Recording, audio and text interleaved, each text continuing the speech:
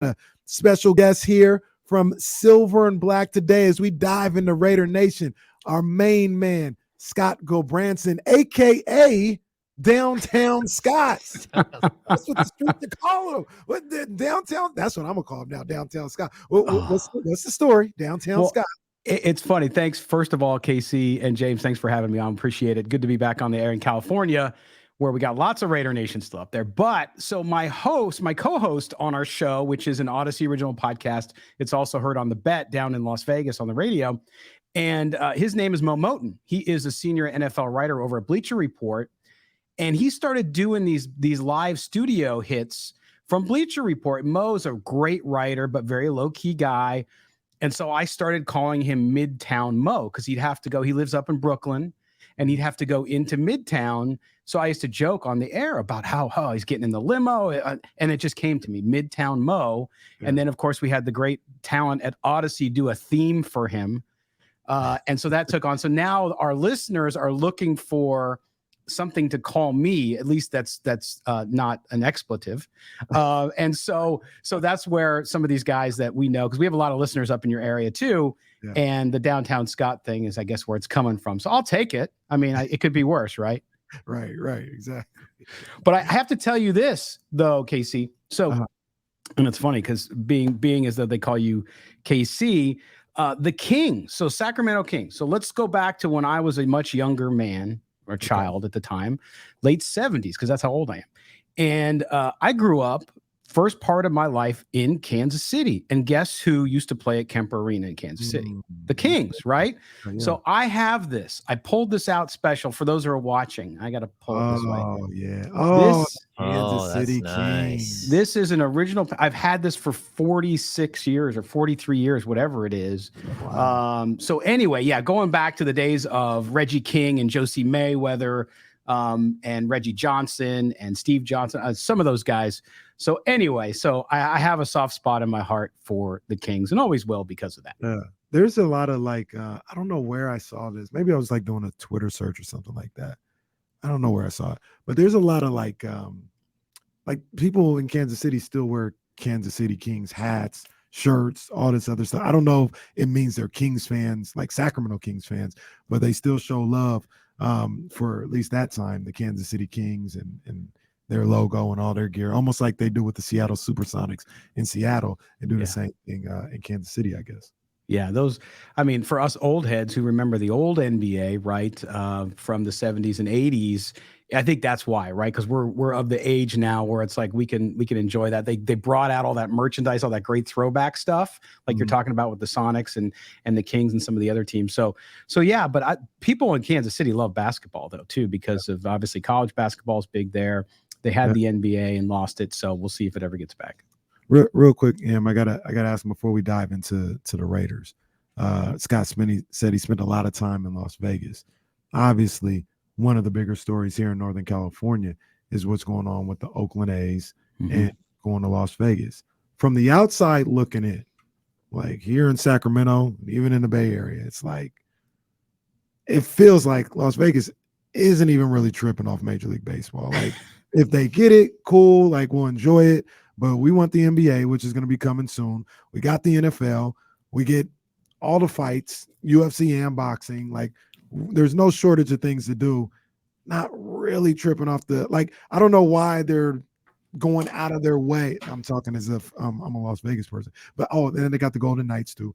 But they're like, I don't know why they're going out of their way to take this team. Like, we don't even really want them that bad. Like, if it works out, cool. But they're doing a whole lot for something that we're not interested in. Is that accurate? I think it's somewhat accurate. I think there's a big baseball.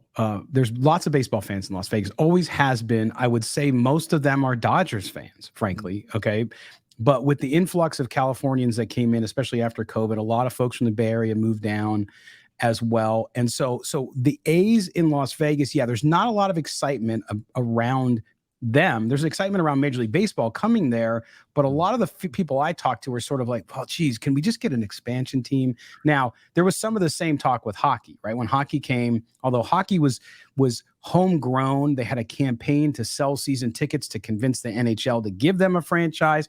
So there was interest before. And then, of course, the Raiders situation was different. You had, in essence, the legislature in Nevada passed that and funded part of the stadium, as you guys know from that story. This one was done different, though, because this one was done very quickly and very quietly, where the Raiders campaign was very public. It had the support of the labor unions who eventually built the stadium, Allegiant Stadium. This one was kind of put through really quickly.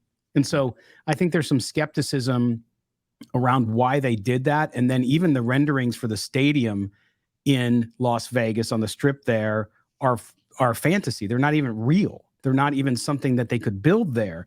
So I think there's like some excitement amongst baseball heads there, but overall people are just kind of like, yeah, whatever's going on. And of course you have the issues with ownership in Oakland. People are not real excited about having to deal with maybe a team that comes there and doesn't do anything to try to win, because you have to win, as the Raiders have learned. But the Golden Knights won the Stanley Cup and they were a homegrown team. People love them. But Vegas is a town where you got to win. Going back to my alma mater back in the 90s when UNLV was putting it up, you got to win and people will stay interested. So are you guys just collecting all of the worst Northern California owners? Because that's what it feels like. I mean, between, Mark Davis and his all white outfits, of course, some Maloofs are there, and now you're all in on Fisher, or maybe you're not, but it just feels like you need strong ownership, and not one of these franchises would have what you would consider really strong, competent ownership to start. Well, we'll see with the Raiders, because I would agree with you on the field, because the record speaks for itself. The Raiders have not been successful for more than 25 years on a consistent basis. But Mark Davis, I mean, you look at the numbers. I think it was released today by Sportico, 10th most valuable franchise in the NFL at $5.1 billion. So that could be considered success and pretty smart. I know maybe it doesn't translate on the field where you cover the sports, but at the same time, I think that, but yeah, I think, listen, you have to, I always say it, I say it to anybody, fans of any team. And I grew up a San Diego Padres fan, still am. So I dealt with and saw a lot of bad ownership. You can never overcome bad ownership. You know this from covering sports as well. You can never overcome bad ownership. You saw what happened in Washington. They got rid of that guy. You saw it in the NBA with the Clippers, right? Donald Sterling, besides all his issues off the court, never really cared to win. It was like having another car for him. He had no intent to ever try to win.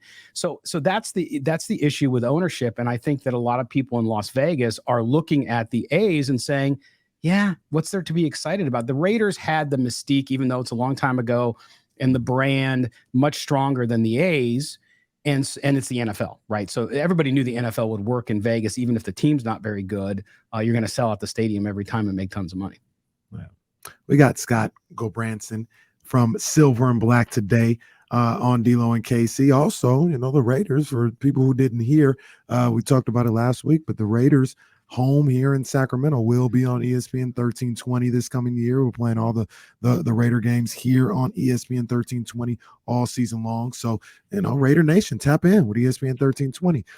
Scott, there was the end of an era, so to speak, the Derek Carr era in Las Vegas now with the Raiders. He spent this time in Oakland as well, but in Las Vegas. I think it was time for that marriage to end, but I didn't think Derek Carr was as bad as people made him out to be. And the things were like, I didn't feel like it was a situation where it was time for a change. You had to move on from him. I thought Josh McDaniels had a lot to do with it last year. And I think people forget they just went to the playoffs the year before that. So it wasn't this completely broken down thing. But he was the one that they parted ways with. And now you got Jimmy G. What's your thoughts just on that, kind of trade of quarterbacks from going from Derek Carr to Jimmy G? Is Jimmy a stopgap guy, or do they look at him as somebody that could, potentially be a franchise quarterback?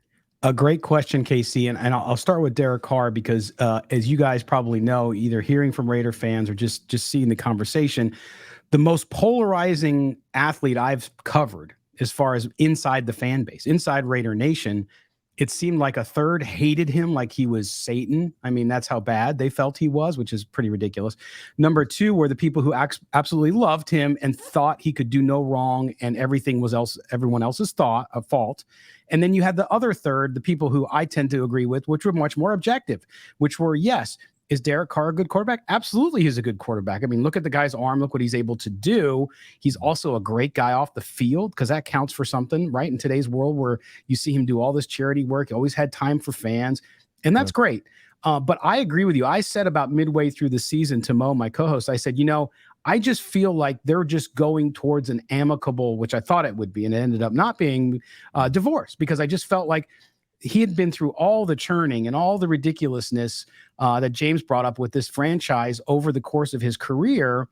And it felt like, to me, mentally, he just was not beat, but it was like, what am I going to do here? Every time I try to do something, or every time I have hope, something else happens, right? So last year was interesting because it was the first year, I would say, that the majority of what happened was actually Derek Carr. He didn't have a good year.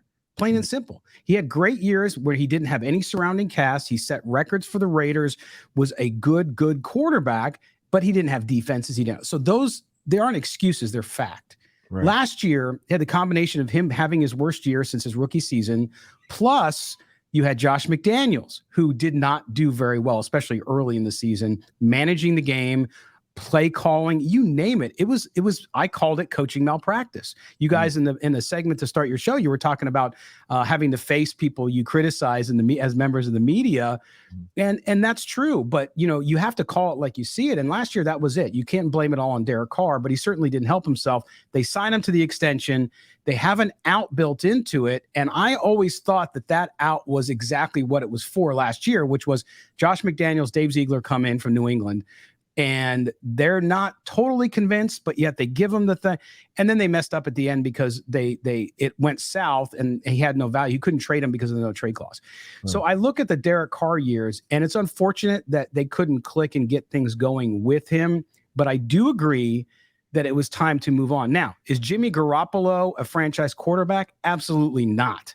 Do I think that's how they look at him? No. I think he's definitely that bridge stopgap quarterback you mentioned, KC, because they wanted to move on. There was this draft, as you know, you had 2-3 quarterbacks, and even those are debatable at the top of the draft, and that was it. So they need their franchise guy for the next 10 to 12 years, and he wasn't available. So they went out and they got what they thought was the best, and they're hitching their wagon to Jimmy Garoppolo, who doesn't seem to be able to stay healthy.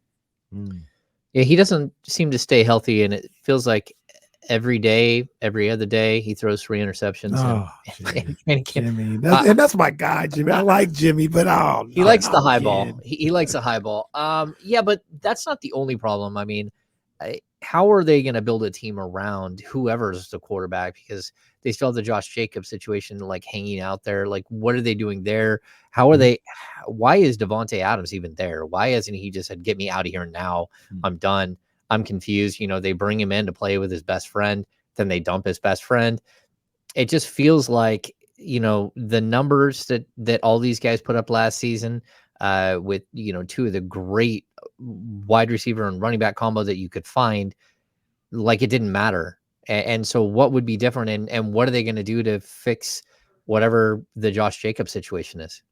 Yeah, so I think a couple things there too. I think that they believe, and obviously Josh McDaniels has experience with Jimmy Garoppolo.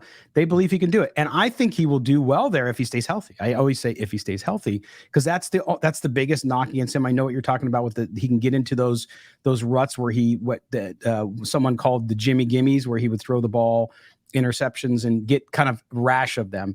But nonetheless, he's a good quarterback. He's obviously has the ability to lead a team. I think offensively, and then the locker room loves him. At the same time, you look at what's happening with this team, and you mentioned Devontae Adams. A lot of talk about that. A lot of talk about his relationship with Derek Carr. But you guys know it's a business, okay? Let's take out the emotion. We're not in 4th grade, and so can't sit next to you at lunch. These guys are pros. He got a massive contract. He's under contract. His contract makes it prohibitable to trade him. Anything can happen, right? You can always figure out a way. So I think he's in a wait and see mode. I think Devontae Adams is going to see how it goes this year and see what the Raiders' plan is. He wasn't happy with it to begin with, but we'll see where it goes there. The Josh Jacobs situation, it just goes back again. The running back value in the NFL is what it is. It's a simple economics exercise. Fans don't want to hear that. Former players don't want to hear that because it doesn't seem fair. But as I tell my little guys all the time, life ain't fair. It's just the way it is in the NFL now. And as much as Josh Jacobs means to that team, the Raiders, what have they done? And you mentioned this, James, at the beginning, which is they've made really bad choices over the last 25 years. And if you get into giving a running back who's entering his 5th season a long-term contract, how did that work out in Dallas with Zeke, right? How did it work out in other areas, going back to Todd Gurley? Not that these guys aren't great, and not that I argue with them that they should get every possible cent they could, because they should. You know, that's their life, that's their family. They got to support their family, and you should. At the same time, I just don't see it. And if you look at what they did in New England with running backs, I don't think they're that concerned with it. And I think Josh Jacobs shows up for week 1 and he plays on the tag this year because $10.1 million, unless the young man was really, really good with his money, which he could be, and he wants to be that principled guy, I think he shows up because I don't think he's going to pass up the payday. And that's great for the Raiders because with Jimmy G at quarterback and the system, how it works, they need that running game. Yeah. I mean, Stephen A said it, and there's one thing that he said that is spot on. Fair is a place where they judge picks. Like that's not the real world. You know, it's just, it is what it is. I think Josh Jacobs, I think he will get some type of deal done. And I think also the Raiders will have incentive to do it because, you know, some of the things that I was hearing, and I don't, you know, it's all rumors and innuendo, that they say the Chiefs and the Broncos are monitoring the situation where if the franchise tag gets renounced, those two teams are ready to pounce. And I couldn't imagine, you know, the Raiders and Raider fans seeing Josh Jacobs not be able to get a deal done with the Raiders and then go to the two rivals in the AFC West, either the Chiefs or the Broncos. I think that threat alone, whether that's, you know, smoke signals or whatever, I think the threat of that alone will at least have them getting a deal done by week 1 to play this year. Yeah, I agree. And I think the whole rescinding the tag thing, and James will appreciate this since he writes, is to me, that's an agent floated story, right? That's an agent floating a story to put some pressure on the Raiders to make them, you know, especially because fans get worked up about that stuff, right? You guys talking about headlines and kind of clickbait stuff. That's what happens. And I get it, but it makes no business sense. I mean, literally, if the Raiders did that, they'd not even be the laughing stock of the NFL, it'd be laughing stock of the sports world, because why would you? He's an asset, and you don't let an asset go for nothing. They just learned that with Derek Carr. They got nothing for him. And that was a big mistake. And so I don't think they'll do it with Josh Jacobs. Josh Jacobs is a fine young dude. He is a good man, good kid, works his tail off, obviously very talented. So I anticipate he'll be there. He'll run with a chip on his shoulder, which will be good for them. And then hopefully he cashes in and is able to do what he needs to do after his contract is up next year. If it's not Josh Jacobs, if he just says, look, I'm going to hold out. I'm going to wait till week 6 or whatever it is, week 7. What is it? He can hold out to a certain point and then show up and then get his year of service in. Correct. But can Zamir White hold down the fort? Like, who's going to be the guy who steps in and does something here? Yeah, I think the guy is Zamir White, right? They drafted him out of Georgia. That was the purpose last year, was to start to develop, because again, with that system that McDaniels ran in New England, and yes, it was Bill Belichick, not him, but nonetheless, if you look at the personnel history and what they do, this is what they do. They load up on running backs in the draft. It's also becoming the model throughout the NFL. Load up on young running backs, because once your guy gets to the 4th or 5th year, you're going to either let him go or you're going to tag him, and then they're going to go. Because we see the data shows over the last 15 years, running backs hit year 5. In year 6, it goes off a cliff as far as production goes. Not everybody, but most running backs. So Zamir White is the guy. So far in camp, reports are he's looked very good. But if Zamir White comes out, you could see Josh Jacobs come in earlier. If Zamir White goes out the first couple preseason games, of course, they'll play the 49ers this weekend, then you might see Josh Jacobs a little more motivated to get back. We'll see how that goes. But that's what they're counting on. They're counting on those young players to come through. And White is the guy that they, I think, are fixated on, unless somebody comes out of nowhere and beats them there. But I think that's what they're trying to do. They're going to see what they have with him. And if next year they want to move on from Jacobs, not tag him again, let him walk away, and then go with Zamir White. So we'll see. It's going to be one of the biggest stories, I think, of training camp. Scott, man, we appreciate your time. We'll get you out of here on this one. Scott Gulbranson of Silver and Black Today. We'll get you out of here on this one. We talked offense pretty much the entire time. To me, Yeah. I think they have a lot of offensive talent. I think they got playmakers on the offensive end, especially if they get Josh Jacobs back in the fold. The thing for me last year, the year before, was that Raiders defense.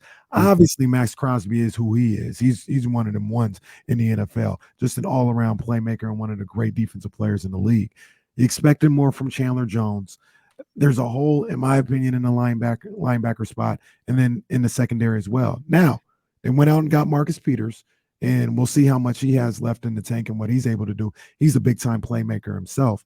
But did they do enough on the defensive end in the draft and in this offseason to kind of help that side of the ball out and possibly improve the team as a whole? Because we talk about some of those games that they lost last year and they put it on Derek Carr or whatever the case may be. They had like 2.5 touchdown leads in 4 of those games that they lost. That points a little bit to the defense breaking down a little bit. Do they have enough or did they do enough, this offseason on that side of the ball to improve? It's a great question, and the defense has been deplorable for force. I mean, go back to the Gruden days; it was the same thing with Paul Gunther. They just couldn't get it done. So the answer is yes and no. I think they've done some nice things on the defense to kind of get it to where it needs to go. There was no way they were going to address it. I talked with a lot of fans, and they're like, "Oh, we didn't do enough on defense." It's like, well, how are you going to? You have a salary cap. You have so many draft picks. You can only sign so many free agents. The Marcus Peters addition is a good one. We've already seen from the press conferences this past week, all the young cornerbacks like Nate Hobbs, the kid out in Illinois who's done so well there. All of them are mentioning, and Trayvon Morrig, the safety, are mentioning how much Marcus Peters in camp already is teaching them. So I think how much he has left in the tank is a good question. I think, though, they brought him in to teach as much as they did play, which is a stepping stone. But certainly they need to create turnovers. The Raiders haven't been able to create turnovers. They're last in the league last year. They need to do that again. So I think they did that. They drafted Tyree Wilson, a great player who's injured, by the way. You talk about a big risk. Yeah. Team is in Vegas, and they put it all on red and said, we're going to take Tyree Wilson at 7. Remember, you go back, early draft pools had him maybe as 1 or 2. So that's how good Tyree Wilson is, but he's got that foot injury. He's yet to play in camp. So I think it points to Chandler Jones having to have a resurgence, especially early in the season, for them to do it. But linebacker still, they don't have anything. They have nothing at linebacker. Now, I know the position has changed in the NFL. That hybrid position is much more important. Going back, the days of LT and those guys are gone. But nonetheless, they still need somebody there. Somebody's going to drop back in coverage. And they think they have a couple young guys there. But overall, they're maybe at 40% of where they want to be on defense. They think that'll be better than even it was last year. Early reports show the defense has been doing really well so far, but that's in shorts and pads. That's not, in live action. We'll see what the practices this week, how they do, but it's a long haul, KC. It's going to be a multi-year project. I would imagine that they would take a big step next year. If everyone they've done and dealt with this year works out, they're going to have to do it. But without a defense in the AFC West, you have no chance when you look at those quarterbacks you're facing. Straight up.